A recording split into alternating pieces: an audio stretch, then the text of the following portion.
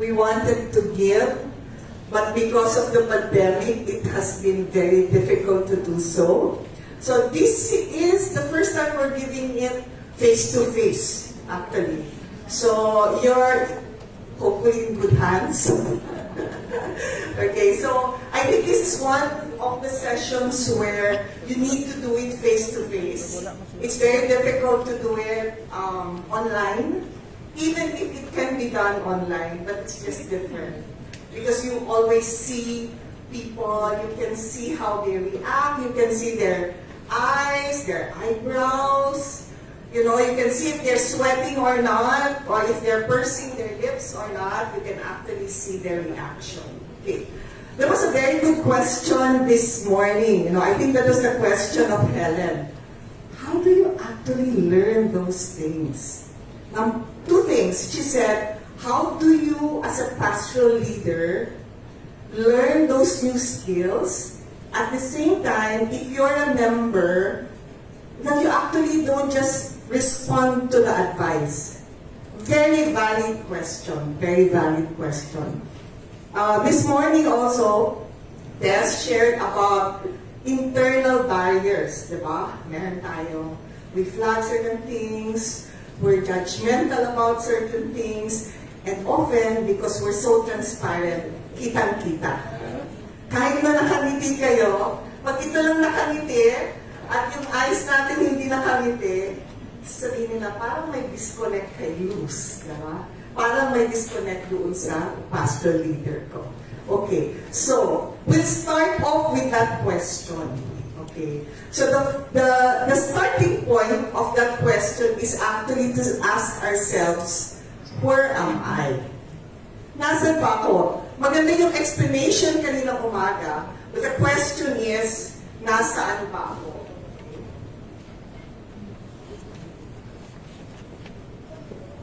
Can I really grow in empathy? Can I really grow in learning those skills? I think the good answer there, and the right answer there, is it can be learned. It can be learned. And whether I'm young, or I'm old, or I'm on mid-range, it can be learned. So no one can say, ay, kayo na lang yan. Kasi matagal na akong nagsaserve. Parang I can, you know, my default is give advice, and I'm okay with that. Okay? So on one hand, you can accept that. On the other hand, if someone will say, no, I'm old, and I've been doing this for a long time, but I want to be open, and I want to understand how I can learn that. They say that we actually start dying when we don't learn. So I'm not sure we all want to learn, right? Okay, so we'll all start to learn today. Okay. So the first thing I'd like you to do,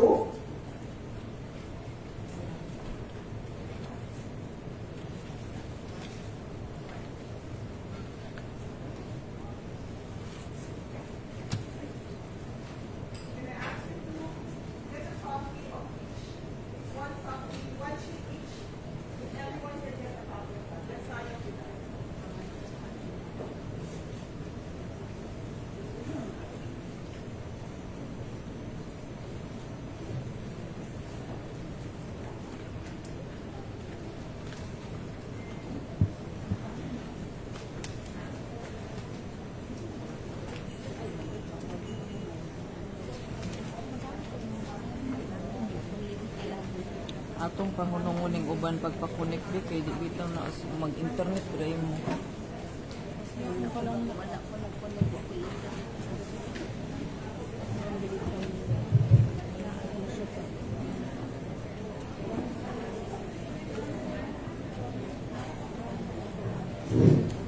Alright.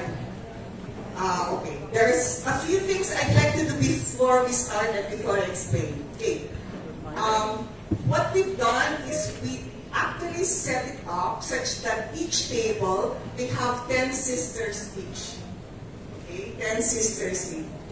Can I ask all the ones without 10 on their table to raise their hands so that maybe some can actually move so that we can complete 10 in each table? Just for this afternoon at least. Okay. Okay, so, let's see. Okay. Okay, there's a few things here. Can I ask, sino yung 7 lang or 6 lang? 7 or 6 lang. Can I ask some of them to move to the others? I know it's a little bit uncomfortable because I'm sure you kind of found your place there. Raise your hand, those who have empty seats beside them. Okay, raise their hands, those. So there's 1 here, 2 here. Can I ask a group to decide to stand up and move to those tables, please? Thank you. Thank you so much. Alright, that last table over there. There are more people there, so make sure that your groups are 10. Okay.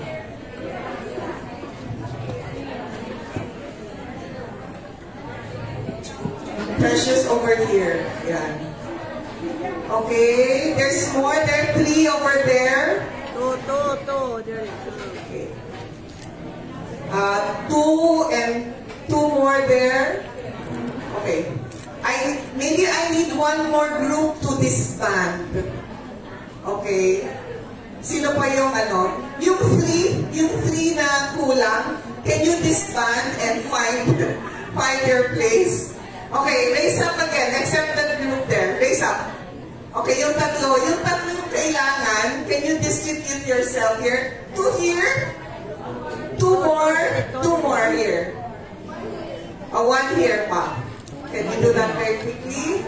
One na lang. You need to have a partner kasi, so you need to be 10. One. Okay. Okay. One na lang, one. 1 more. 2 more here.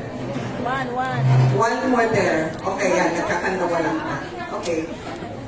For those who are in the group, okay, I need the group to disband. Sorry.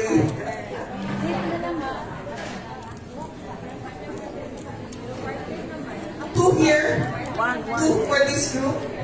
1 here. Okay, who else? 2 here. 1 here. So 2, 1, 1. Oh, you need to be 10.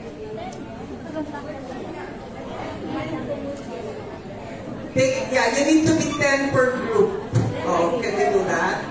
So, I'm seeing needs for 2, and 1. In Helen's table, in Precious's table, and in one more table. One. Isa na lang kulang. Kaya? One. Thank you for the adjustments. I appreciate that so much. Yan. Okay. Thank you so much. Salamat. So they're blessed, safe, and loved. Okay, so I'm distributing the blessing, sisters. Okay? Yan. Thank you. Appreciate it. Alright.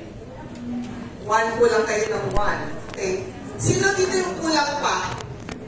Hindi kulang ng boyfriend. Yung kulang pa yung ano. Sabi ng boy, kulang pa daw. 1 na lang. 1. Everyone stand na? Okay. Sige, I trust that you know how to count. Okay, sige. Everyone has a copy of this. It says, Self-Assessment on Empathy. Okay, I give you around 10 minutes. Okay. As we said earlier, the starting point really of learning new skills is ourselves. Tess shared with us earlier about some barriers that we have inside of us that could stop us from listening with empathy. Okay. So our starting point right now is if you listen to Tess's talk this morning, and if you've been thinking about how do I grow into skill, this is our starting point. Let's assess ourselves first. Okay, there's a statement there, and there's a question. All I need to ask you to do is to assess yourself and be honest and say, where am I here? Okay, where am I? So the first question says, active listening. Okay, there's a statement there of what active listening here is. And the question is, do I listen actively? So this is a question to ourselves. And encircle number 1, 2. Number 1, never. 2, rarely. 3, sometimes. 4, often. 5, always. Okay? The key thing here is honesty. So we all know where we are. Okay? So this is a self-assessment of yourself. So let's spend around 5-10 minutes to do this for now.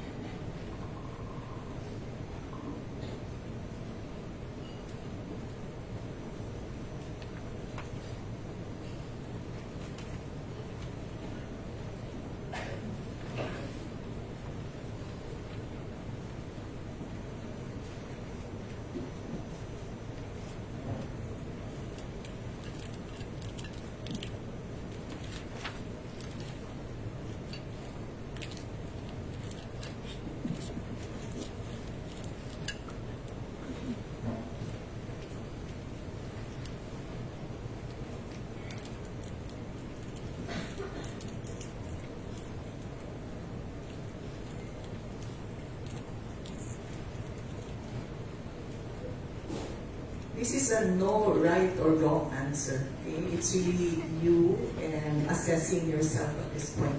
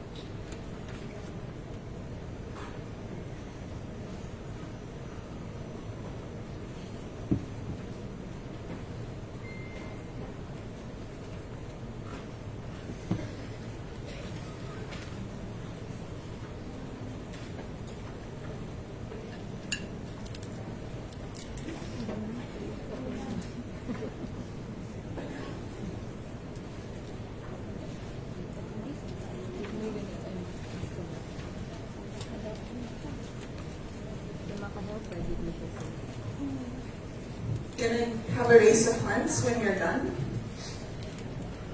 Okay. And just wait for a few more minutes for that, please.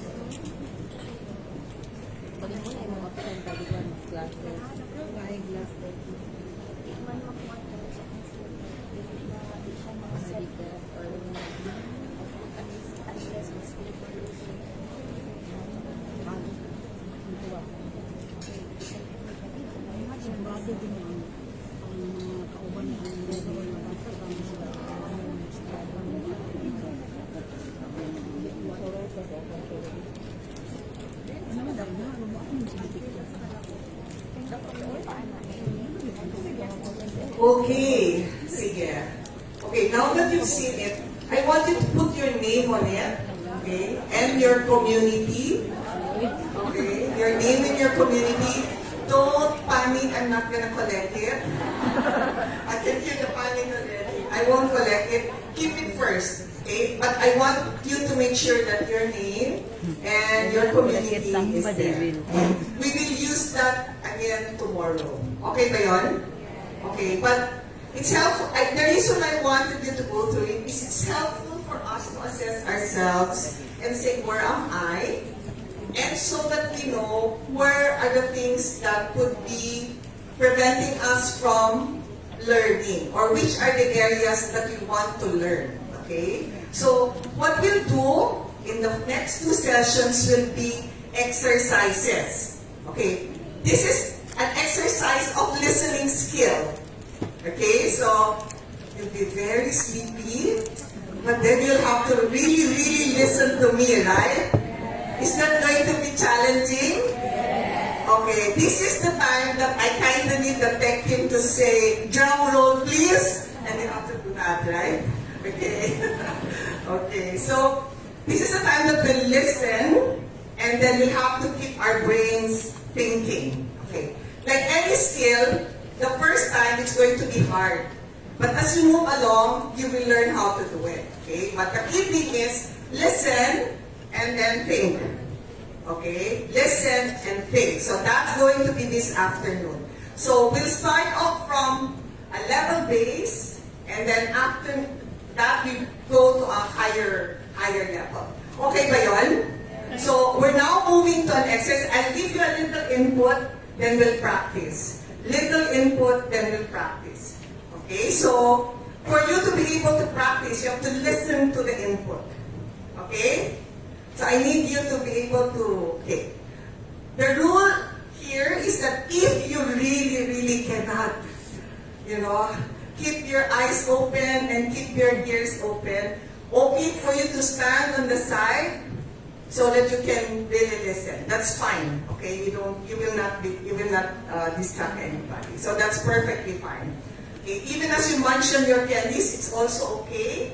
Okay, if it will help you listen. Okay ba yun? Okay, good. Let's start off. Okay, let me start off with this one. Okay, the first session is entitled Exploring Thoughts and Stories. Okay, bakit tayo mag-explore ng thoughts and stories? Kagaya ng ginawa natin kanina, similar to what Landa and I did kanina, I tried to explore her thoughts. I tried to explore what's going on in her mind. Okay? I did not know what she was going to say earlier. Okay? So, I wanted to know what's going on in her mind. If you notice, she said something like, I'm enjoying my job. I didn't realize that at first. Okay? But, as earlier said, I had a goal in my mind. I was going to ask her something. But she started talking about her job and how enjoyable and how fun it was. Okay? So, what we want to do is when we explore thoughts and stories, it is important for us to know or to explore that so that we want to bring our members' thoughts into the open. Okay? Mahirap manghula na gusto niyo ba yung nanghuhula? Okay. In my first year of marriage, my husband and I kept fighting. We kept fighting as in every week because we are so different with each other. Okay? But one of the things I realized, and he would always say to me was, hindi ako mahuhula. Hindi ko kayang hulaan kung ano yung utak mo. Siyempre, sabi ko, bakit? Bakit hindi mo kaya? Hindi niya talaga kaya eh. Okay, he cannot. Kahit anong kilala niya sa akin, hindi niya mahulaan kung ano yung nasa utak mo. Okay, so I think that's the same thing. We cannot really assume that we know what's going on in the minds of the members that you are caring for. Even if they have been your members for the longest time. You cannot really assume and say, I know what's going on in her mind. On the other hand, as you get to know the sister, oftentimes nagkatingin na lang kayo parang alam mo na kung anong tumatakbo sa isip niya. Why? Because you actually know her. Meaning you've learned together to explore thoughts and stories. So the reason why we're going to learn how to explore thoughts and stories is because it helps us so that our member can open themselves more to you. Okay? It also, if you notice our role play earlier, I gave Landa the opportunity to express what's going on in her mind. Sometimes, pag hindi mo tinatanong, hindi niya masasabi yun. Sasabihin lang niya, okay naman ako. Pag tinapos mo dun sa okay naman ako, aalis ako dun sa conversation, I leave that conversation and I would say, okay naman si Landa. Okay? But if I ask her, what's happening to you? Tell me more. What's okay? Then she starts talking to you more. Then you get to know her more. Then there's greater connection to her. Okay? Here? Okay, so the first step is let's learn how to explore thoughts and stories of our members. Okay on? Sige. How do you do that? Okay. Some of it were shared earlier. Okay? We'll break it down a little bit so that you guys can actually do it yourself. So our goal is so that you can be the pastoral leader here, not the first pastoral leader, the second pastoral leader. Okay, our goal is to learn the skill of the second pastoral leader earlier. Okay. First skill is to restate. Learn how to restate. And the key here is, dapat nakikinig tayo. We cannot restate something unless you are listening. Clear? You cannot restate something if you're not listening. So, active listening. Okay? So, what does restate mean? Pag nag-restate tayo, focus on essential facts rather than repeat every word. So, hindi ibig sabihin, sabi nila na kanina, nilatan ako mag-prayer kasi dati, kaya ko naman, mabilis naman ako magdasal, nakaka-reflect ako, nakaka-journal ako. Okay, but I didn't pick out all of those things when I restated, right? I didn't pick out all of those things. Okay, so if someone was saying that to you, mahaba yung kwento, minsan, pag nakikinig ka, at the end of the day, you will say, oh, so you've been having a hard time praying. Or nahirapan ka sa prayer time. Ang sasabihin usually ng sister, ano yung, pag kayo, sinabi sa inyo, so nahirapan ka sa prayer time mo? Ano sagot nyo? Oo. Diba? Oo. And then magsasabi ka, oo, ang hirap talaga. Then you know the intensity of that hirap. Okay. So, when you do risk faith, you focus on the essential facts. Kung ano yung importante. Kung ano yung mga nakikita yung critical. Kailangan pag-usapan. Okay. Another way to risk faith is you may also look at their facial expression. Yung sinasabi kanina, maganda pag face-to-face, right? Kasi nakikita mo talaga kung anong itsura, anong expression, at nakakapulot ng noo niya. Okay? Ang sasabihin nito, you sound so tired. You look sleepy to me. Kasi ganun-ganun na. Nahuhulog na yung ating mga mata. You look sleepy or you look tired. You seem to have been going through a hard time. Okay? So, i-restate natin yun. I-restate natin. So, you can focus on the essential facts or you can look at their facial expression, their tone, and you can say, parang pagod na pagod ka. Okay? So, you can say, you sound tired, you look tired. Okay.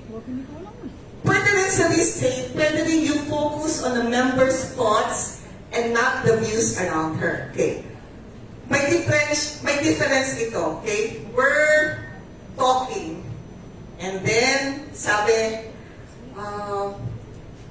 Jaya, ito kasing nangyayari sa akin ngayon. Okay, alam mo, kung lilipat dapat ako sa ibang women's group, biglang hindi na ibang women's group ako lilipat. Sabi nga ng mga ibang women's group ko, dapat daw hindi ako lumipat. Dapat daw ganito, dapat daw ganyan. Okay, when a pastor leader or a member tells you that, don't focus on what the other members are saying. Focus on her. Focus on her. So yung nakalagay dito, okay, lead her to talk about more what she's experiencing with the move. Ikaw, sabi ng mga ibang sisters, eto, pero ikaw, anong tingin mo? Ang focus natin dun sa member. Pwede niya sabihin anong sinabi ng kapitbahay niya, ng nanay niya, ng tatay niya, ng buong barangay nila. Okay, pero at the end of the day, tatanong mo sa kanya, ikaw, you, what do you think? What's happening to you? What do you want to do? How do you want to move forward? So the focus is on her, the member. Here? Okay. So our goal is not to solve the problem, but in exploring their thoughts and their stories, they will find the solution. So we are not miracle workers that solve their problems, but we can lead them so that they themselves can solve their problems, they themselves can see the problem, and they themselves can own the actions that will resolve their problem. Dati, we have a different thinking. We used to say, dapat masolve natin yung problema. Often, we cannot because it's not us. Okay, it's not us. Okay. Pwede naman, hindi kayo masyadong sure. Na-experience nyo yun, nakikinig kayo sa isang member, when you're listening to a member, and you're not exactly sure whether you understand it, or you understood what they're saying. What do you usually say? Can you someone said, can you repeat it for me so I understand it correctly? So then they can repeat it. What else? What else can you say? You can clarify. Okay, what else? You can actually say, it seems to me, if you remember my question, it seems to me you're distraught, Landa. Okay? If I made a mistake, so tentative yun. Ibig sabihin, the way I say it, I'm not sure. I'm not sure whether she's really distraught. She could actually have told me, I'm not exactly distraught, but I also don't know what to do. Or I'm just sad that I can't pray as much as I wanted to before. Okay, but she's not exactly distraught. So it helps clarify. Okay, so the difference, the first one and the second one, the first one is I will say, Landa, you're distraught. Meaning, I am so sure na hilong-hilo siya.